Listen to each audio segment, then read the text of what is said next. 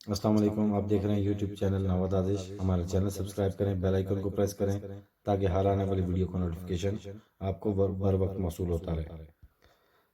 بر صغیر پاک و ہند کی دوسری بڑی اسلامی ریاست بہاولپور کی بنیاد 1727 میں نواب صادق محمد خان عباسی اول نے رکھی اور تحصیل لیاقت پور کا قصبہ الہ آباد ریاست کا پہلا دارالخلافہ قرار پایا۔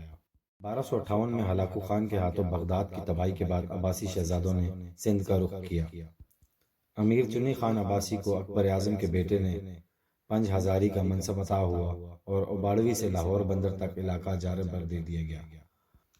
امیر چنی خان کی اولاد میں مہدی خان اور داؤد خان کے خاندانوں میں جھگڑا اٹھ کھڑا ہوا۔ مہدی خان کی اولاد کلہوڑے کہلائے، جنہوں نے صدیوں تک سندھ پر حکومت کی اور مقامی قبائل نے ان کا ساتھ دیا، جبکہ اس کے برعکس عرب قبائل نے داؤد خان کی اولاد کا ساتھ دیا جو داؤد پوتا عباسی کہلاتے ہیں۔ ریاست بہاولپور کے بانی نواب صادق محمد خان اول عباسی امیر داؤد خان کی 13ویں پشت سے خانپور، منجن پور، منجن آباد، شہر فرید، اوچ وغیرہ کے علاقے میں ریاست جیلسر، بیکانیر، کلہوڑوں سے فتح کر کے موجودہ ریاست بہاولپور کی بنیاد رکھی۔ نواب صادق محمد خان اول عباسی نے 1739 میں نادر شاہ درانی سے نواب کا خطاب حاصل کیا۔ اس طرح اس کی حکمرانی موجودہ ریاست بہاولپور کے علاوہ شکارپور، لاڑکانہ، سیوستان، جھتار وغیرہ کے علاقوں پر تسلیم کی گئی، جس کی یادگار بہاولپور شہر میں شکارپوری گیٹ ہے۔ نواب صادق محمد خان اول عباسی کے بیٹے نواب بہاول خان عباسی اول نے 1774 میں دریائے ستلج کے جنوب میں 3 میل کے فاصلے پر ایک نئے شہر بہاولپور کی بنیاد رکھی اور ریاست کے وسط میں ہونے کی بنا پر اسے ریاست کا دارالخلافہ قرار دیا گیا۔ محمد نعمان فاروقی، نواب بہاول خان ثانی کے عہد میں اس ریاست کو دارالسرور بہاولپور کا سرکاری نام دے دیا گیا۔ اسی نام کا سکہ اور مہریں استعمال ہوتی تھی۔ ریاست بہاولپور کے 12 نوابوں میں سے نواب بہاول خان ثالث بالخیر، نواب فتح خان، نواب صادق محمد خان چہارم، صوبہ صادق اور آخری نواب سر صادق محمد خان خامس عباسی کے ادوار کو ترقی و خوشحالی و بہترین نظام کی حکومت کے حوالے سے خاص اہمیت حاصل ہے۔ نواب سر صادق محمد خان خامس عباسی 30 ستمبر 1904 کو بروز جمعہ دولت خانہ عالیہ بہاولپور کی عمارت میں پیدا ہوئے۔ وہ اپنے والد حاجی محمد بہاول خان خامس عباسی کے اکلوتے فرزند تھے۔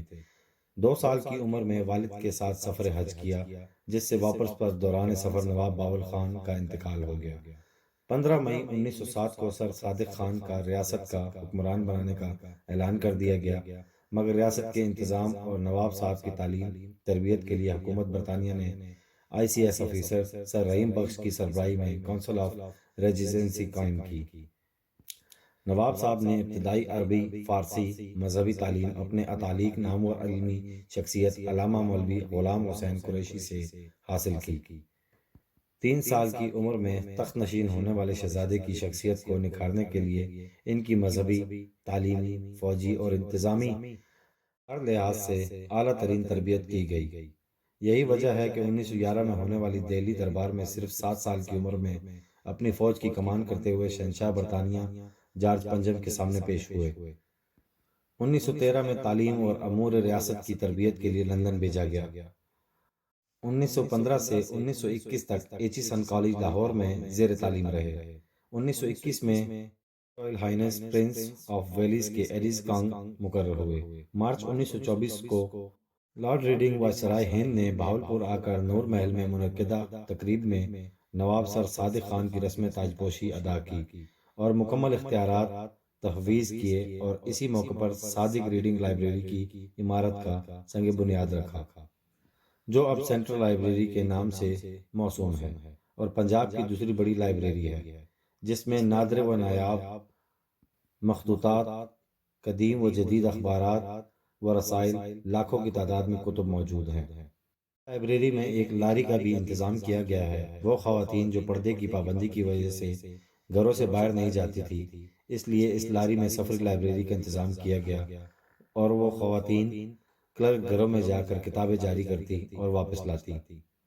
اس کے علاوہ صادق گڑھ پیلس، اور صادق ایجرٹن کالج کالج کی لائبریری بھی نادر و نایاب کتب کے حوالے سے مشہور ہے۔ سر صادق دنیا بھر سے جو کتب منگواتے اس کے 3 نسخے منگواتے، ایک صادق ریڈنگ لائبریری سینٹرل لائبریری، دوسرا صادق گڑھ پبلک لائبریری کے لیے، اور تیسرا صادق ایجرٹن کالج کی لائبریری کے لیے۔ ریاست بہاولپور میں ہمیشہ علم و ادب کی سرپرستی کی گئی۔ نواب صاحب مرحوم اور ان کے پیشروں نے ہمیشہ تعلیم و ترویج کے لیے اقتدامات کیے۔ ابھی سر سید کی علمی تحریک اپنے آغاز میں ہی تھی کہ اس وقت نواب سر صادق کے دادا نواب صادق محمد چارم المعروف صوبہ صادق نے 1886 میں صادق ایجرٹن کالج کا افتتاح کیا، جہاں 1892 میں ڈگری کلاسز کا اجرا کیا گیا۔ بر صغیر کے ممتاز ماہرین تعلیم کے تقرر کالج میں کیا گیا، جن میں بابو پرسنا کمار بوس بطور پہلے پرنسپل، پروفیسر لالا رام لال رتن، پروفیسر مرزا اشرف گورکانی، مولوی محمد دین، پروفیسر وحید الدین سلیم پانی پتی نمایاں نام ہیں۔ نواب سر صادق نے اقتدار سنبھالتے ہی 1925 میں جدید تقاضوں سے ہم آہنگ دینی تعلیم کے لیے مدرسہ صدر دینیات کو ترقی دے کر جامعۃ الظاہر کے طرز پر جامعہ عباسیہ قائم کیا۔ یہ پورے بر صغیر میں اپنی نوعیت کا واحد ادارہ تھا جہاں تمام مکاتب فکر کے علماء و استاذات کرام تعلیم دیتے تھے، اور اس طرح تمام مکاتب فکر سے تعلق رکھنے والے طلباء اکتساب فیض حاصل کرتے۔ جامعہ عباسیہ میں دینی و مشرقی علوم کے ساتھ ساتھ ریاضی، انگریزی اور سائنس کی لازمی تعلیم بھی دی جاتی تھی۔ اس کے علاوہ طب یونانی کی تعلیم کے لیے 1926 میں جامعہ عباسیہ کا ذیلی ادارہ طبیبیہ کالج بھی قائم کیا گیا، جو اس وقت پنجاب کا واحد سرکاری طبیبہ کالج ہے۔